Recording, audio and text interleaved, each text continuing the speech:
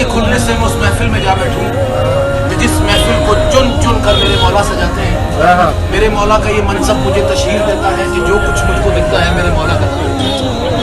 तो ताबईन से मिलकर मुझे ये कष्ट होता है कि बातिन की हरारत भी तेरी मर्जी से होती है। यकीन मेरा भी पुख्ता है, न बिखरा है न टूटेगा, कि वो दरखास्त लोगों का मुझे भी खास कर देगा, मेरा जीवन बना देगा, मुझे भी रास कर देगा। अभी इस दर के खुलने से मैं इस महफिल में जा बैठूं